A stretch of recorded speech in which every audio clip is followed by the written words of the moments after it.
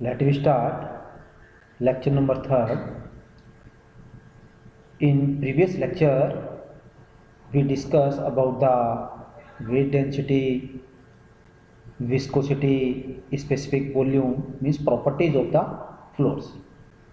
So in this lecture, we will discuss about the types of fluids.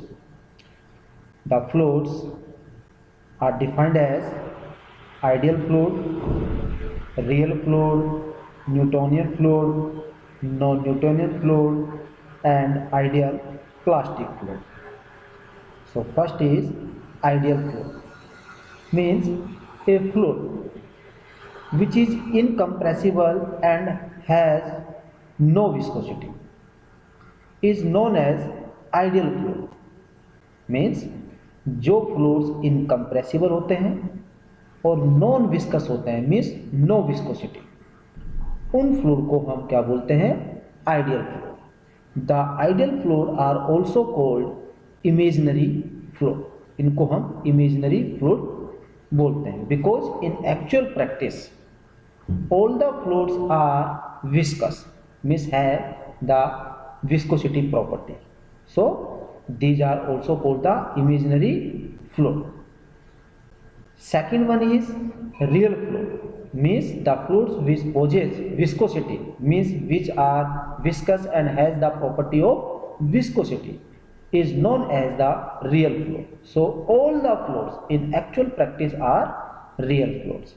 Next is the Newtonian fluid, means the fluids where the shear stress is directly proportional to the rate of shear strain, means tau is proportional to du upon dy. Such fluids are called Newtonian fluid. या हम कह सकते हैं the fluids which obey the Newton's law of viscosity are called the Newtonian fluid.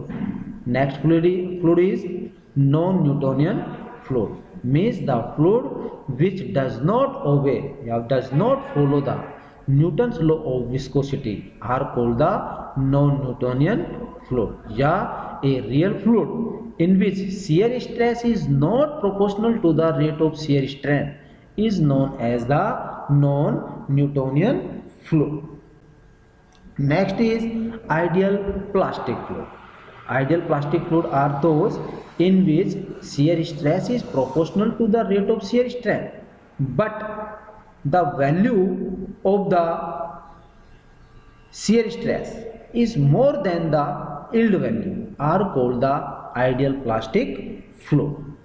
हम अब एक graph भी बना सकते हैं फॉर द डिफरेंट फ्लूइड्स, जैसे कि न्यूटोनियन फ्लूइड जिसमें कि shear stress is directly proportional to the rate of shear strain, तो आपके पास क्या आएगी? एक स्ट्रेट लाइन आएगी.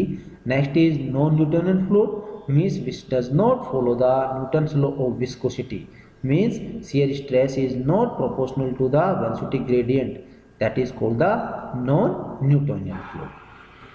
Okay, next topic is vapour pressure, means what do you mean by the vapour pressure?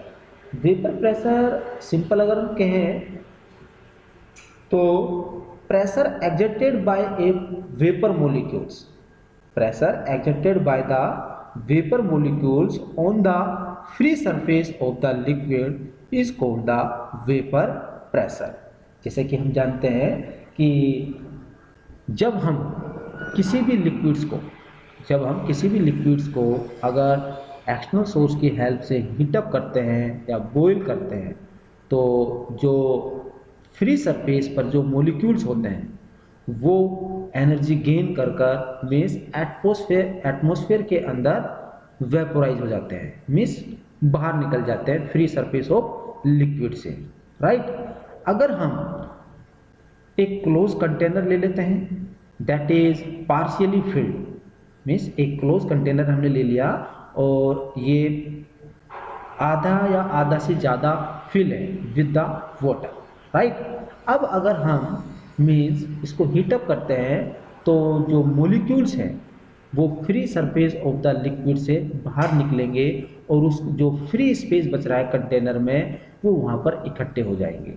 Right, और एक सैचुरेशन कंडीशन पर means जितने मॉलिक्यूल्स इवेपोरेट हुए और उतने ही मॉलिक्यूल्स क्या हो जाएंगे, कंडेंस हो जाएंगे। That condition is known as the equilibrium condition या saturation condition. Okay, the molecules on the surface of the fluid are in highly excited state, क्योंकि वो एनर्जी गेन कर लेते हैं और हाईली एक्साइटेड स्टेट में आ जाते हैं। And by taking energy from the molecules these molecules start evaporate, evaporation start हो जाता है। The air above the liquid is in saturation state. Under saturation state number of molecules leaving the surface of the liquid during evaporation becomes equal to the number of molecules fall down the surface after condensation।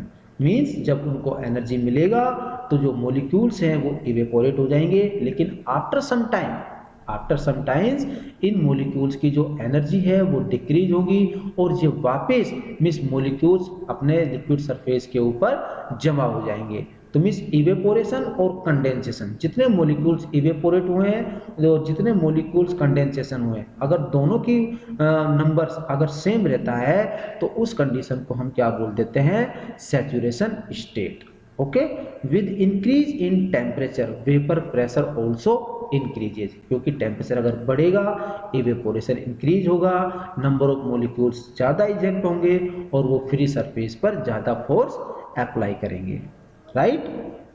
तो this is called the vapour pressure, means the pressure exerted by the vapour molecules on the liquid surface is called the vapour pressure. अब साथ में इसके एक term और आता है cavitation, vapour pressure and the cavitation. Suppose कीजिए कि कोई भी पाइप से वाटर फ्लो हो रहा है, ठीक है, और हम देखते हैं कि आफ्टर सम टाइम कि जो पाइप है वो आपका लीक हो जाता है, मीन्स कैविटी बन जाती हैं, तो that is called the cavitation. अब ये कैविटेशन होता कैसे है, means formation of cavity is called the cavitation.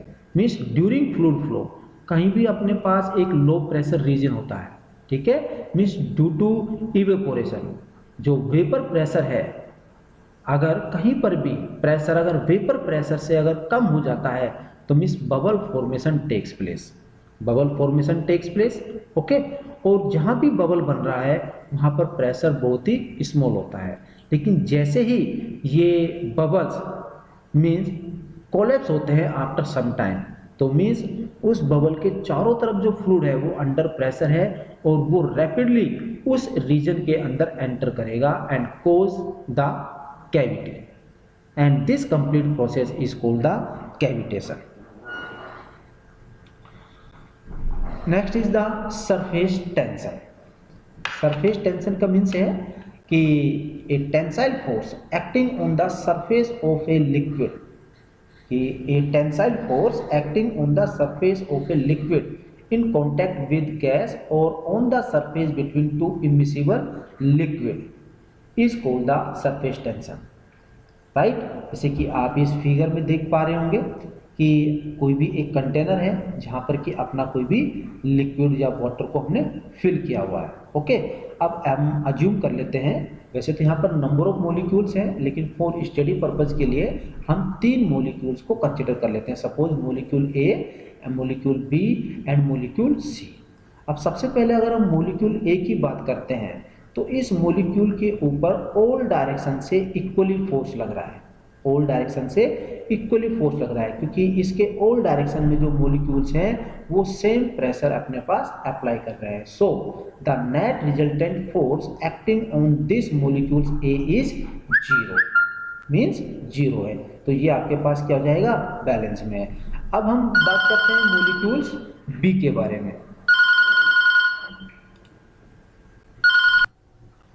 अब हम सपोज कीजिए कोई सेकंड मॉलिक्यूल्स है B which is just near the free surface of the liquid.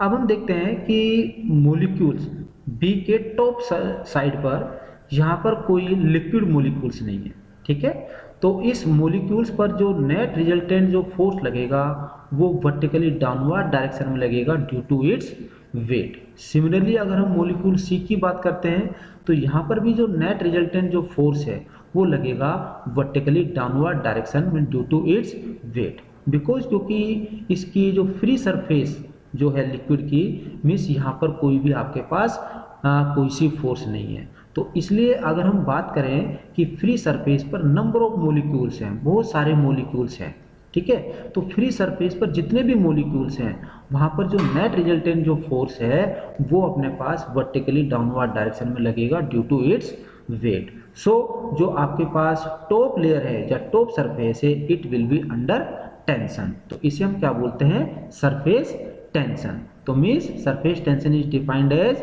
Means tensile force per unit length. Okay, तो इसकी जो यूनिट्स होती हैं that is newton per metre.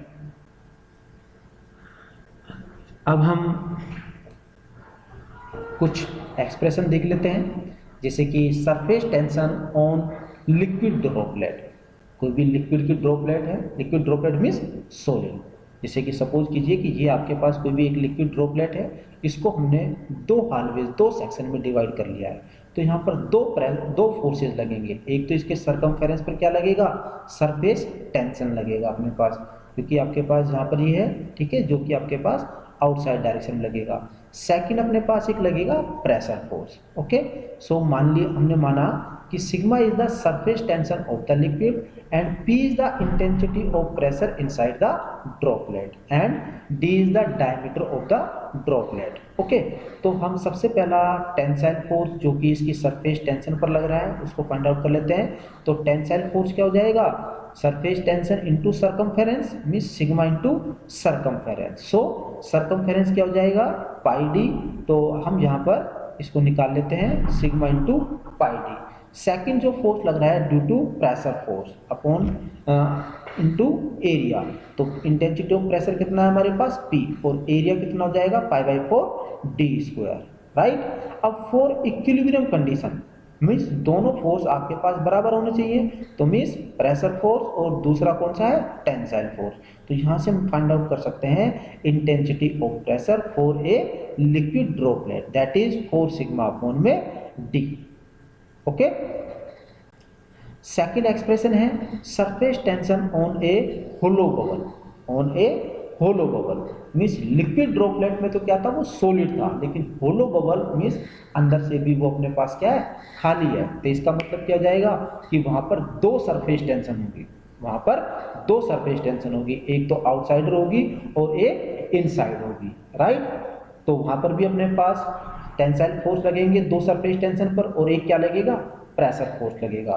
तो यहाँ पर हमने क्या कर दिया, इक्विलिब्रियम कंडीशन के लिए P into π/4 d square means pressure force हो गया, और 2 into sigma into pi d means surface tension हो गया अपने पास। तो यहाँ से हमने क्या निकाला, intensity of pressure that is 8 sigma upon में d अपने पास। Okay, thank you.